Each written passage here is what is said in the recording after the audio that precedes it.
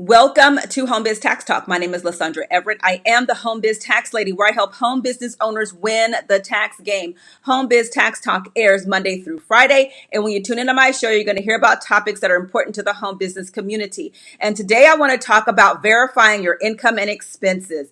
So here lately, I've gotten quite a few calls and emails from frantic taxpayers because they've gotten IRS letters saying, hey, we want to verify XYZ on your tax return. It doesn't necessarily mean that you did anything wrong, but the IRS is really stepping up their enforcement on identifying people, on verifying your status, your filing status, and all these things, because I'm telling you, all that fraudulent money that's going out the window, they are trying to put a stop to that. So the good get caught up with the bad, okay? And so, like I said, I've gotten a lot of calls and emails because, people are being called upon to say, from the IRS to say, hey, we want to see this stuff. And so really, I'm getting the frantic stuff from people who operate in cash. And yeah, so cash businesses, you really have to be meticulous about your record keeping because, cash, it's kind of like just happens to disappear, right? So it's important for you to really keep meticulous records when you are dealing with the cash business. Your cash business could be anything. You could be dog walking, you could be doing hair, anything like that where, you could have a car wash, you could have a laundromat. These are high cash businesses. And so your record keeping is really key for you to be absolutely meticulous about this income and these expenses. So how are you? So if you're called upon to, hey, show us the proof, show us the paper when it comes down to this income. Well, number one, do you have invoices? Okay, do you invoice your customers? When you perform your service, do you send your customer a bill for $200 and expect for them to pay it? That is one of the ways to verify your income.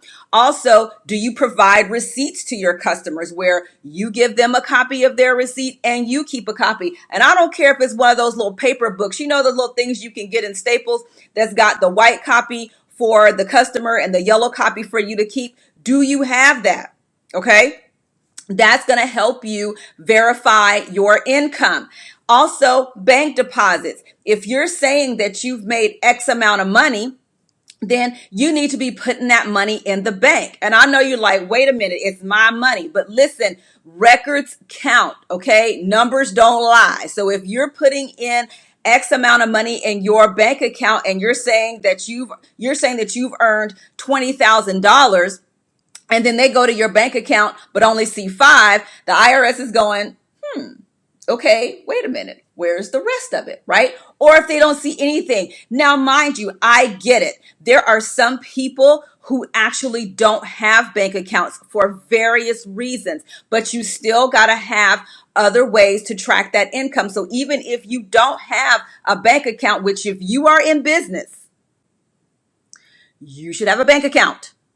Okay, if you are in business, you should have a bank account, period. But in the event that you don't, you have you have invoices and receipts to verify, to track your income. Next, bookkeeping records. Okay, yeah, you need some bookkeeping. That means if you're using your, like a Quickbooks, self-employed, you got Wave, you got FreshBooks, you got all kinds of bookkeeping software out there to where you can track your income. Because also in that, if you're in business, to verify your income, you're going to have a customer list. You're going to know if you have, if Susie has paid you for a service and if Susie is a repeat customer, right? So you will have a customer list and you will be able to know how much you've billed that customer, how much they've paid, or if they haven't paid, or what have you. So these are the types of records that the IRS is looking for that's going to verify your income. invoices sent to your customers, receipts, copies of receipts that you gave to your customers, bookkeeping records, and a customer list. On the expense side, you gotta have the receipt, not just your bank statements or your credit card statements. You got to have the receipt, because the receipt is going to give you detailed information that your bank statement and credit card statements don't give you. And listen, I know, people like, oh, well, the IRS says, well, if it's a receipt under $75, you don't have to keep it. I am telling you, I don't care what the law says.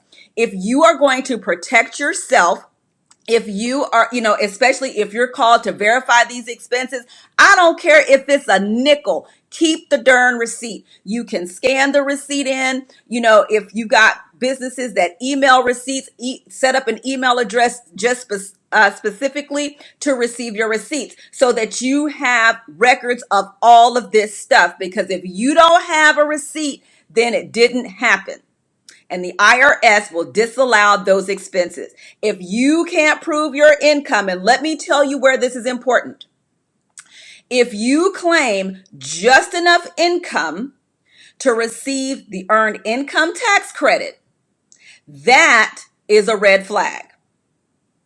Because the IRS wants to see for sure that you are entitled to receive this earned income credit.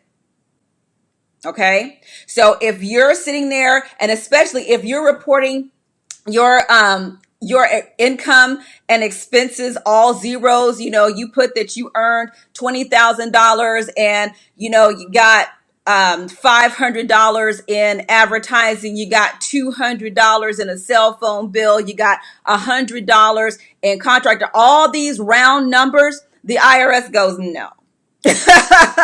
That looks made up. And so it's a big picture that the IRS puts together. So you claim just enough income, it's all round numbers ending in zero, and it's just enough for you to get the earned income tax credit. The IRS goes, nope, we want to see before we give you this money.